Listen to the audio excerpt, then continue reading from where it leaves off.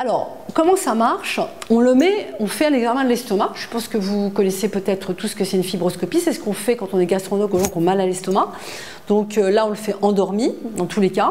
On fait un examen de l'estomac qui nous permet de voir l'intérieur. Une fois qu'on a vu qu'il n'y a pas de contre-indication, parce qu'on regarde quand même l'estomac avant, on pose le ballon dégonflé. Et puis, une fois qu'il est... là, vous avez l'estomac vu en endoscopie. Et là, on le gonfle de l'extérieur. Soit avec de l'eau, soit avec de l'air, en fait, si on l'a décidé. D'accord. Et son rôle, c'est quoi? Qu'est-ce qu'il fait, le ballon? C'est pas magique. Il ralentit la vidange des aliments. Il occupe de l'espace, certes, mais l'estomac est comme un utérus. Il peut très bien, quand on mange, se distendre, etc. Mais il il occupe de l'espace, qui fait même 10 cm de diamètre. Il ralentit surtout la vidange des aliments. Ça veut dire que si vous êtes une grosse mangeuse, ça va ralentir vos quantités. Vous allez récupérer une façon de satiété, ça va vous rééduquer en fait, en quelque sorte.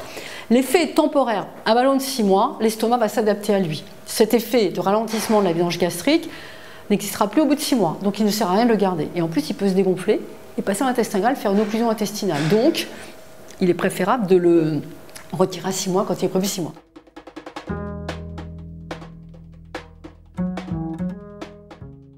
En fait, ce ballon, c'est un outil de démarrage. C'est un starter qui permet artificiellement de limiter vos quantités et de récupérer une façon de satiété. Il faut un suivi autour. La moyenne de perte de poids, c'est en général entre, je dirais, 10 à 25 kg. La moyenne, c'est 12-15 plutôt. 12-15. Ça peut être parfois 25 kg. C'est vrai, quand il y a un bon suivi à côté, bien pris en charge par une nutritionniste toutes les semaines, tous les mois, l'activité physique, reprise d'activité physique, doucement mais sûrement.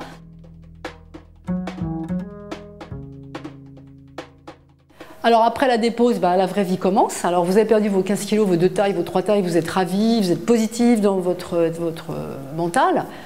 Mais si vous ne faites rien, vous pouvez les reprendre. Ce n'est pas en 6 mois que vous avez changé un comportement alimentaire de façon durable. Il faut continuer à être suivi. Prise en charge avec une nutritionniste que vous voyez avant la pause 1 ou 2 fois en général.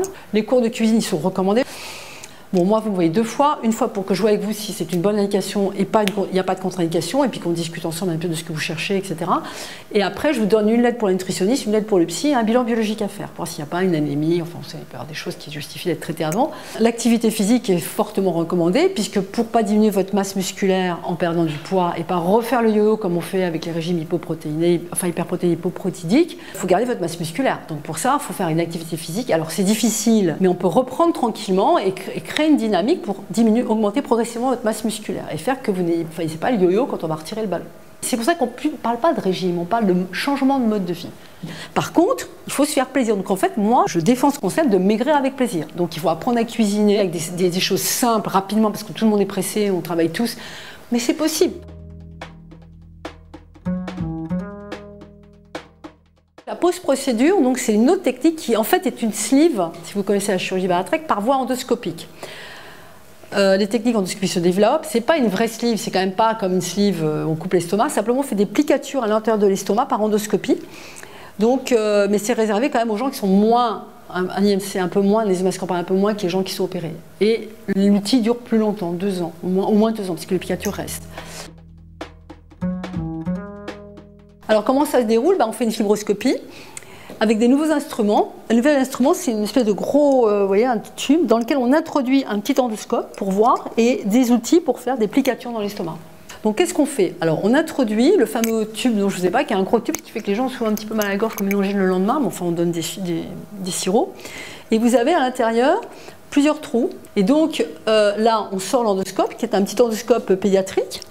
Après, on va sortir des instruments pour prendre la muqueuse de l'estomac.